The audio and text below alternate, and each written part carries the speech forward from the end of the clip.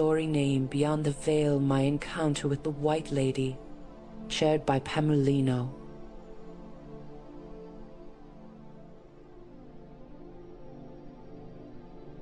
I like a good ghost story. When I was younger, there were these series of books called Haunted Philippines and True Philippine Ghost Stories that contained ghost stories and paranormal experiences from various people across the country. Some stories were in English, while the rest were in Tagalog. They were quick to read and had numerous volumes.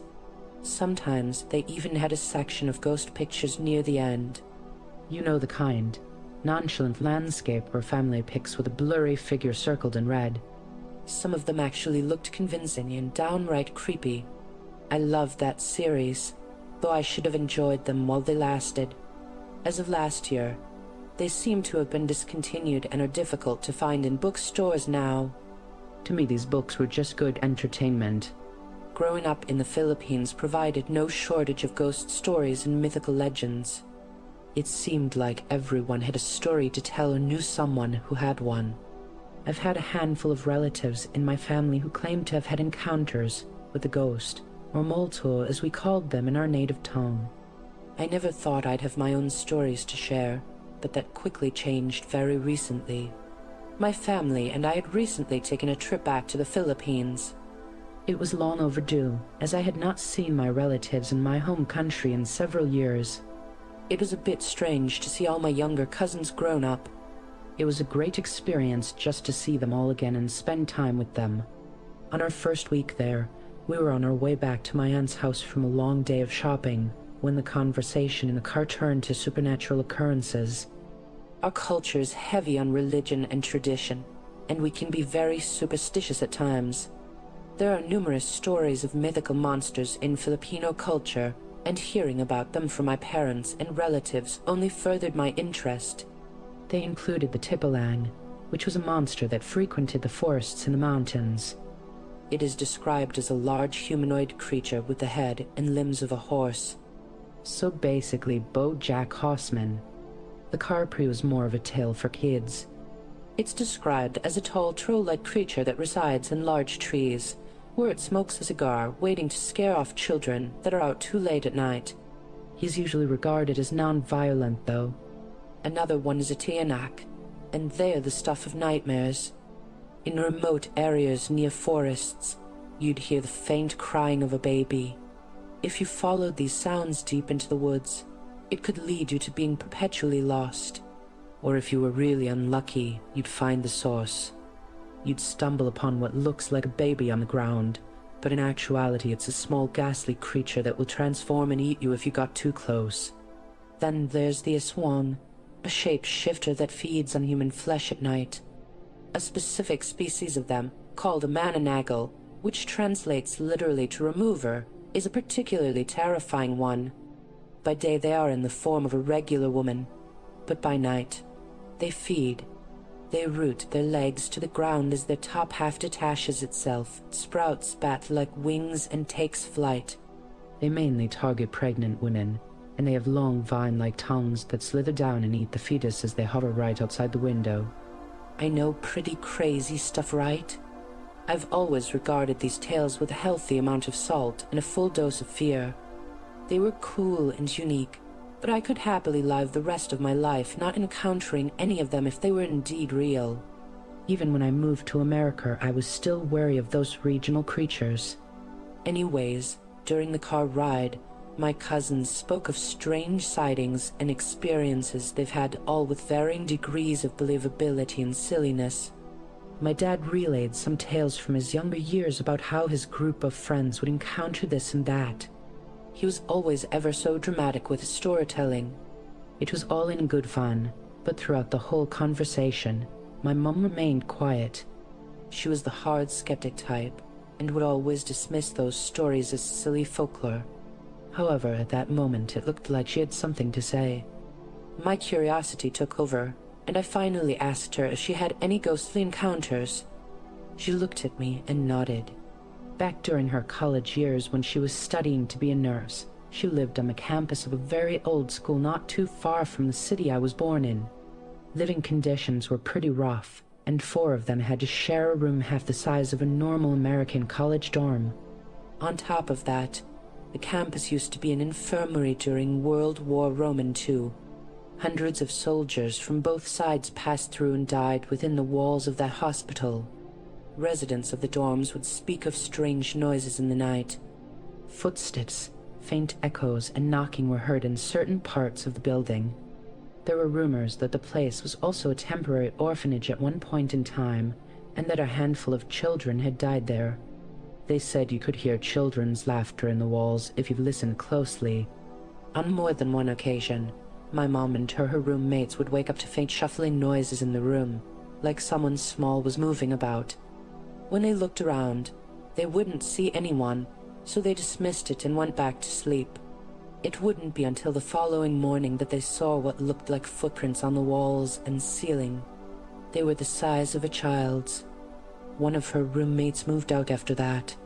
One night, a close friend of my mom was heading back to her room after a late study session. She was wary of the supernatural, so she kept her head down and walked quickly through the halls. As she passed by one of the empty rooms, something caught her eye. That large room used to be a triage area when the place was still a hospital. The old rusted beds were left there abandoned, and the room was used for storage.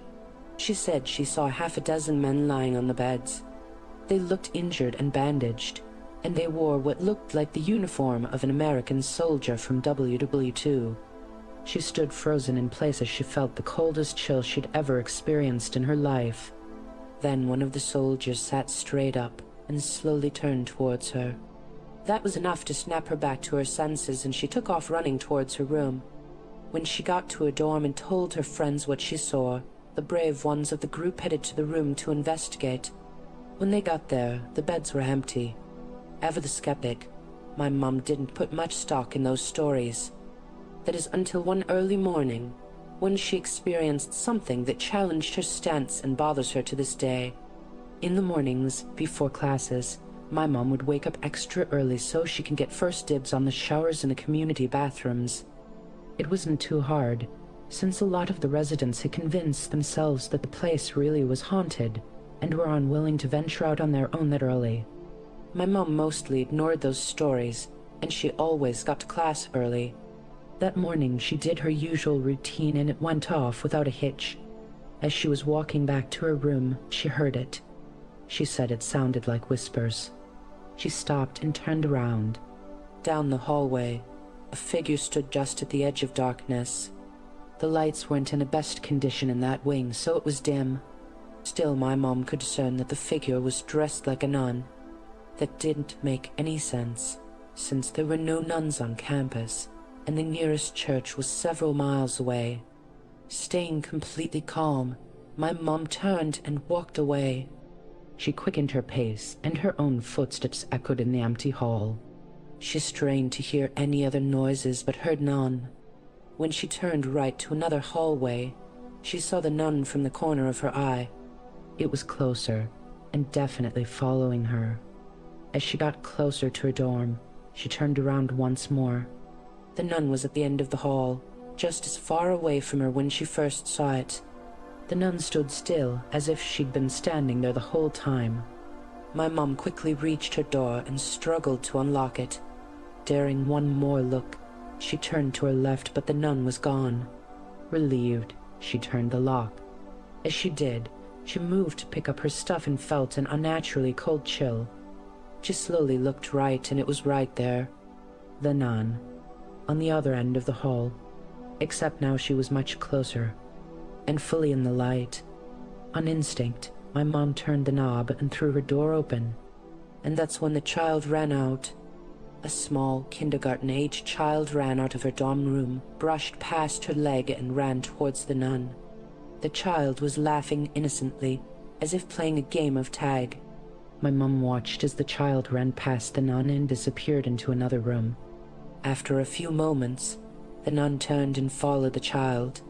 My mom asked around after that experience and learned that the last time there were children or nuns in the campus was back when it was a temporary orphanage several years ago. They shut it down after a tragic fire killed a dozen children and a few nuns looking after them. She never experienced anything else out of the ordinary after that. After she told that story, we all sat stunned in our seats. Mom had been holding out on me. I was thrilled, but also terrified of what I'd just heard. See, at the time, I had a passive interest in the paranormal. It wasn't anything serious and nowhere near obsession levels. I wasn't out to prove that the afterlife existed, nor was I determined to find out if ghosts and spirits were real to find some sort of meaning in this chaotic world. Did I believe in the supernatural? Not really, but I'd be open to the possibility. My interest in the subject was purely recreational, like someone who enjoys horror movies or knitting sweaters. In fact, while I like reading up on urban legends and enjoy hearing ghost stories, I'm also terrified by them. My imagination, furled by stuff I've read and scary movies I've watched, would always get the best of me when I'm alone in the dark. It was a sort of interesting paradox, kinda like how at one point in my childhood, I was fascinated by snakes as animals, but I was deathly afraid of encountering one out in the wild. To be honest, I was still a little bit jealous of my mom that she had such a cool story to tell. I wished at that moment I had my own story. Well, you know what they say about being careful what you wish for. Yeah. Later on in the trip, we visited my uncle who lived a few towns over. There, he lived with his family where he ran a very lucrative farming business. On the way there, we passed a long bridge that went over a steep ravine with a river below. As our car rode along the bridge, I couldn't help but feel a sense of déjà vu. It made sense, since I'd traveled over this bridge many times before when I visited my uncle and cousins. However, underneath that feeling was a sense of unadulterated fear and dread. Like something bad had happened here, and it somehow directly affected me. A distant memory, screaming to be remembered. As if on cue, my dad pointed out that this bridge was infamous to the surrounding towns and cities because of the White Lady. Now, like the Capri or the Tikbalang, the White Lady is another one of the ubiquitous ghost stories told all around the country. She's perhaps the most well-known, since different countries also have their own version. In America, she's usually called the Lady in White. In Spanish culture, she's La Llorona. The basic idea remains the same. A ghostly-looking woman dressed in a long white dress and long dark hair stands on the side of isolated roads, waiting to hitch a ride. The scenarios vary, but in the Philippines, if you stopped and gave her a ride, she would quietly enter your back seat. If you don't interact with her, she'll leave you alone until she disappears from your car some distance later. If you see her on the road and keep driving, she will suddenly appear in your car and attack you. Moral is, it's better to give her a ride than not. When we arrived at my uncle's large house, I couldn't shake the feeling that the bridge had somehow directly affected me. After a delicious dinner and a round of video games with my cousins, I found my uncle out in the balcony having a drink. He offered me a beer, since I was finally old enough, and I took a seat next to him. Hey Tito, do you remember anything about that bridge right outside of town? He put his drink down and regarded me for a few moments. He cut straight to the chase. You were really young when it happened. I suppose you didn't remember it much. Now I was fully intrigued. I had to know. What exactly happened? His warm smile faded and he told his tale. As the story went on, the memories began to flood my mind. Memories that I had long since repressed as a defense mechanism. All the details came to me in excruciating clarity, as if it happened just yesterday. By the time he had finished the story, there was no denying it. I had encountered a ghost all those years ago. It was the mid-90s and I was still living in the Philippines. I was a plucky 6-year-old that was all about adventure and exploring. Once or twice a week, I would spend the night at my uncle's farm, back then a small budding business. The town it was in was smaller then, and fairly remote. I loved that place because there was so many areas to explore, but only in the daytime. One particular night I was over at his place, just watching TV. My uncle got a call of a new delivery of chicken feed that needed to be picked up in the next town. At the time, he only had a few farm hands and they all had the night off. Usually he wouldn't make a supply run this late at night, but he was behind schedule and needed to pick up the supplies or risk losing profit. As he headed out, he asked me if I wanted to tag along. Ever the restless child, I immediately agreed. My uncle had an old Toyota SUV that he used for all his delivery pickups. I sat in the second row, my usual spot, while my uncle slid into the driver's seat. Most of the voyage was uneventful. It was nearly 11 p.m. at night, so there was hardly any other vehicles on the road. Upon crossing the bridge the first time, nothing happened. During the time the bridge was newly constructed, it was put up the year before after the original bridge was ravaged by the last typhoon. The city even put streetlights on the new bridge for better visibility. That was a huge deal since none of the other surrounding roads had street lights. We arrived at the next town and I helped my uncle load up the supplies. Well, at least as much as a small 6-year-old can. On the way back home was when it happened. I was sitting in the back seat, absent-mindedly looking out the window, when I felt the car slow down. We were almost at the bridge and I noticed that something wasn't right. I was too small to see over the seat and out the windshield, but I could tell that all the lights on the bridge were off. At this point, the car slowed to a crawl. "Hey, sport, why don't you lie down and take a little nap?" my uncle said from the front. Something in his voice didn't sound right. It sounded like he was scared and was struggling to hide it. "No, that's okay. I'm not tired. Please, just do it for me, okay?" He sounded stern but measured. My uncle was usually an easygoing guy, so when he got serious, you should pay attention. "Okay," I said as I laid down on the seat sideways. I briefly saw my uncle's eyes in the rearview mirror. They showed unmistakable fear. I felt the familiar bump that signaled that we were on the bridge. Then the car stopped. "Close your eyes, okay?" "No matter what, keep them closed." "Okay." I started to get scared. I didn't know what was happening or why I had to close my eyes. Regardless, I shut them tight. Then, the strangest thing happened. My uncle started to sing. It was a traditional Filipino folk song and I'd only heard it once before. About a year ago, my aunt and uncle got into a shouting match. Isn't a things were thrown across the room type of shouting match. I was at their house at the time and my cousins and I stayed in their room, cowering and waiting for the storm to pass. An hour later, my uncle entered the room and apologized for the shouting. He then started singing that song to lull us to sleep. The melody was beautiful, and I'd never known my uncle could sing that well. He never did it again. At least not until that moment, when we were in that dark bridge. The song sounded just as beautiful, but I could tell his voice was shaking. His car wasn't that big, but I was a small child and there was a lot of room in the second row. I was lying down on the seat perpendicular to the windows, trying and hoping for sleep to come. Instead, something else arrived. Click, click. I heard the familiar mechanism of the headlights flashing. All of a sudden, I sensed that I wasn't alone in that second row anymore. My spatial awareness of the car told me that there was someone or something else sitting right next to me. We had gained another passenger.